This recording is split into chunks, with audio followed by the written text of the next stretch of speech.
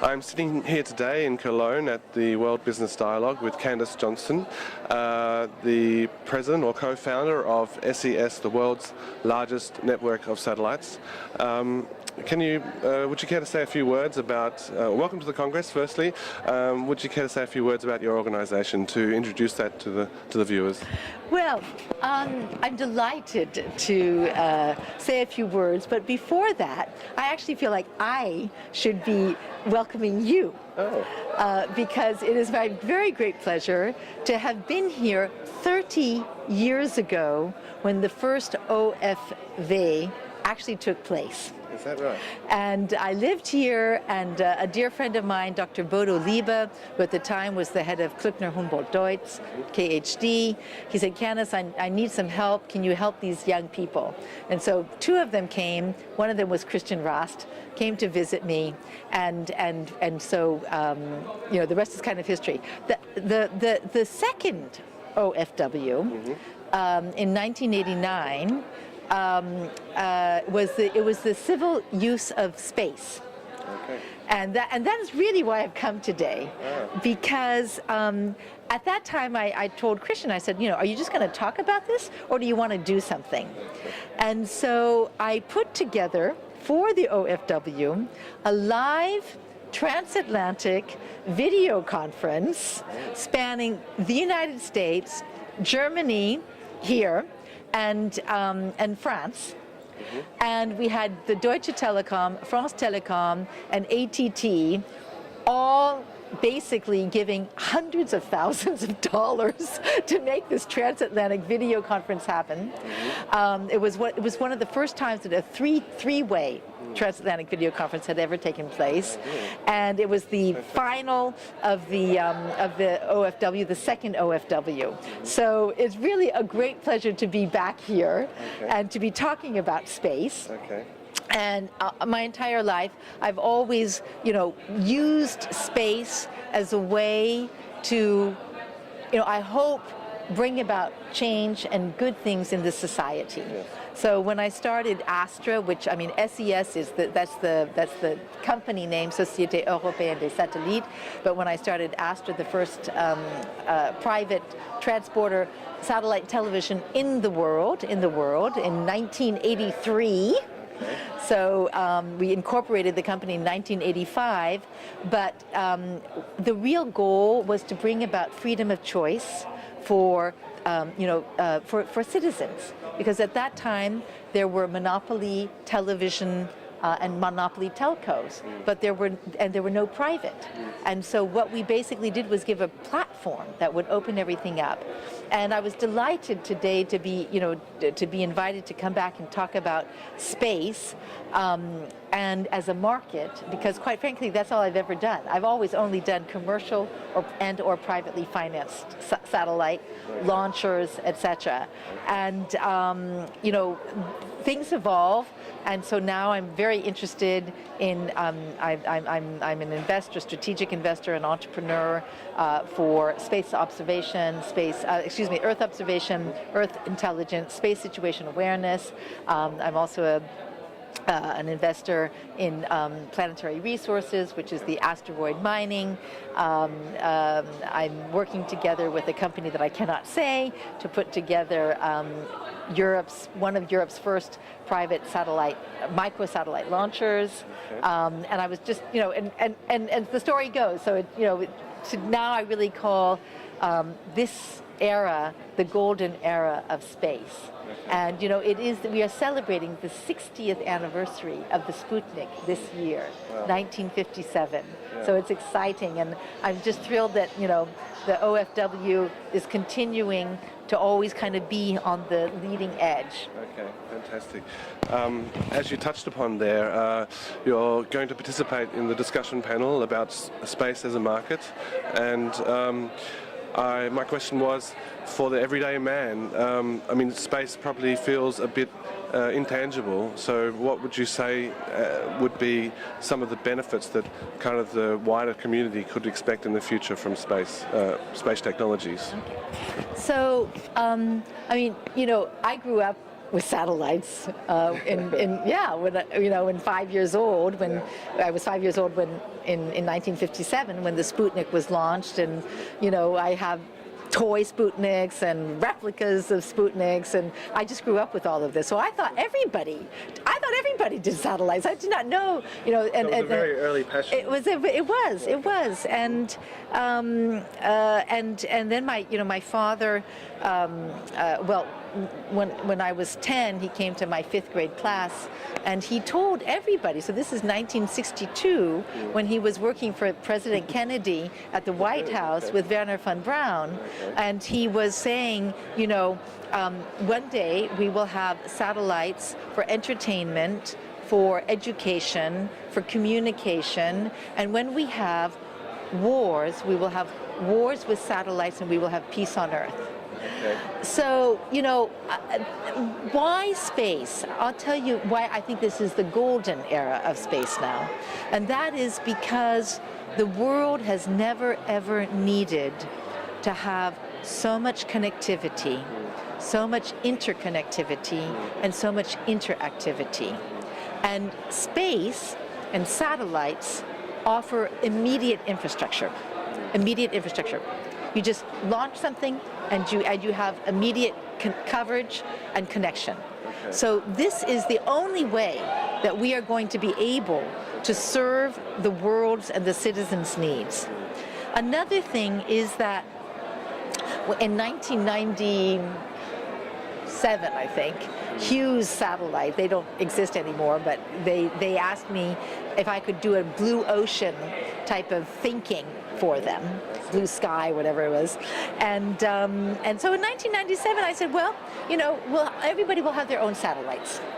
This was, and now we're not very far away from this. Is that right? Today with loons, with drones, with balloons. This is very close to having your own satellites.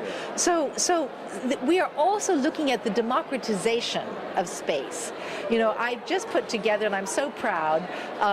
4 years ago, I started Oceania Women's Network Satellite.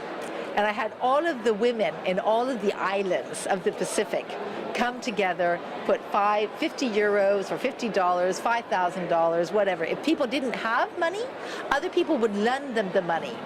And 4 years later, private investors from around the world, including us, we're some of the largest shareholders, we have now put together $170 million worth of equity, debt, and customer prepayment to buy our first satellite and launcher. We have $453 million worth of orders going to all of these islands, and so everybody should participate and be able to take advantage of the adventure of space. And now, the costs are coming down. Kids are making their own satellites. They're making their own launchers. So it's very exciting. Yeah. Okay, fantastic. I also wanted to ask you, as an angel investor, from the outside, that seems like a really fun and exciting pastime, if you can call it that. Perhaps it's not always fun, but how would you describe that to outsiders as a? So first of all, it is really not a pastime. Yes. Unfortunate choice of words. No, I'm the president of the European Business Angel Network, and we work very, very hard to make angel investing be what we call an asset class. Okay.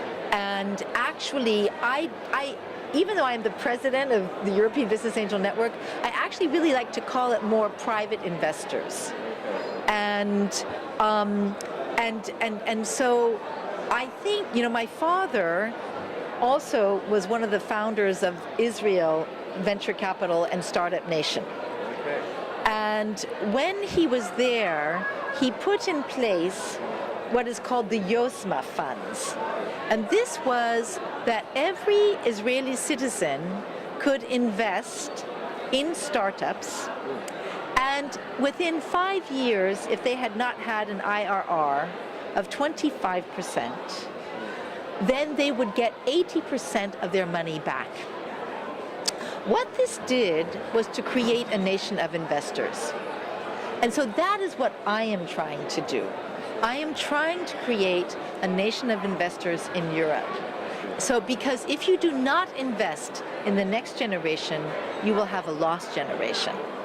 And so I go around, coming to Cologne, giving speeches, telling entrepreneurs that, they've got to shape up their presentations. They've got to be fantastic, because when you take money from somebody who has worked very, very hard and who is investing some of their savings or whatever, and by the way, please, it should always be discretionary money that you could lose. This is very important. Whether it's stocks, whether whatever, so money that you could lose. But, so because what happens then? One, the entrepreneurs, they need to know that this is the money you have worked hard for. And they need to be able to do reporting, they need to be able to think big, they need to have milestones, etc. The private investor has to learn. So they have to apply the same business that maybe they, principles that they have been doing all of their years to then these new startups. Because the rigor and the discipline is very important. So, but I think, even if you do not make a return on your investment, and I say this very, very carefully, at least normally you will have learned something. You will have gotten to know about a new technology, about a new market, about a new business model, and hopefully there's always a story. And hopefully there's also a return on the investment. Okay. We're almost out of time, but we'll finish off with one last question. So you're obviously in the business of change, effectively, and so my question is, do you think that the change can be too fast? In the current political environment, there seems to be some resistance to change. Do you think that perhaps it's time for us to back off a little bit, or should we just go, hard on the pedal all the way? Well, I think it was Bill Gates who, by the way, at the first OFW, if you can believe this, Bill and I were sitting at the podium together.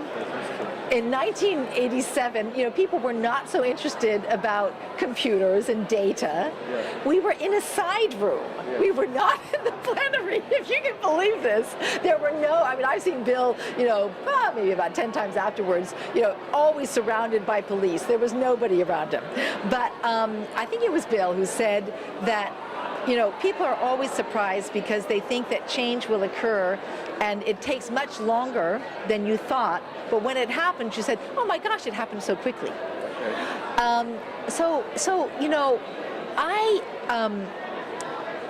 I never ever think about change because I always just think, why isn't this happening? Or how can I make this happen? Because it would be better for everybody.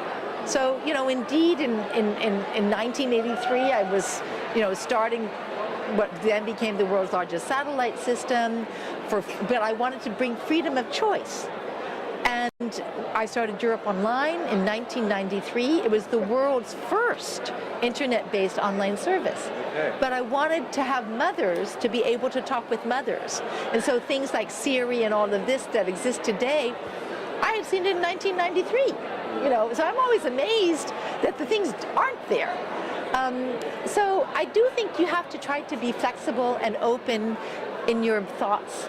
I never see barriers. It drives everybody crazy. But that's just the way it is. So you like it. Okay. Yeah. Well, thank you very much for interviewing with us today, and we hope you have fun tonight at the discussion panel. Thank you very much.